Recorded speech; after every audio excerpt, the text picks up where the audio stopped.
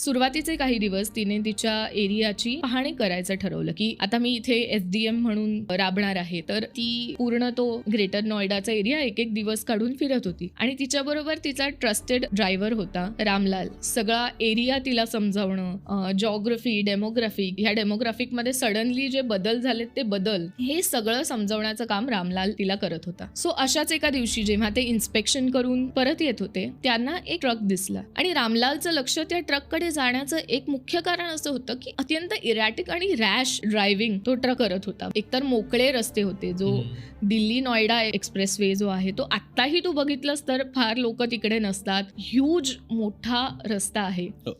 हे 2013 म्हणजे तर अजूनच कोणीही निर्जन बऱ्यापैकी तो रस्ता, आणि त्या रस्त्यावर ट्रॅफिक वगैरे काही नसतानाही अत्यंत रॅश आणि रेकलेस ड्रायव्हिंग करत तो ट्रक चाललेला होता. कुठचाही नॉर्मल ऑफिसर असला तर त्यांनी ह्याच्याकडे कानाडोळा केला असता, पण जे दुर्गा शक्तीच्या वडिलांनी तिला पहिल्या दिवशी दिलेला ॲडवाइस, विदाऊट फिअर आणि विदाऊट फेवर काम करायचं, म्हणून तिने रामलालला इन्स्ट्रक्शन दिल्या आणि त्या ट्रकला ओव्हरटेक करून त्यांनी तो ट्रक थांबवला. आणि त्याच्या पुढे जी मालिका इन्सू होणार होती त्याची ही सुरुवात होती, कारण तो ट्रक जसा थांबला तो ट्रक ड्रायव्हर उतरला आणि तो ट्रक अबॅन्डन करून पळत सुटला. सो हे अगेन तिलाही विचित्र वाटलं, कारण तिने जे ABCD सिनारिओज डोक्यात ठरवलेले त्यापेक्षा हे काहीच नव्हतं की अशी काय भयानक गोष्ट तो लपवतोय की तो ट्रक सोडून पळून जाणं हे प्रिफर करेल, आणि ती गोष्ट होती वाळू.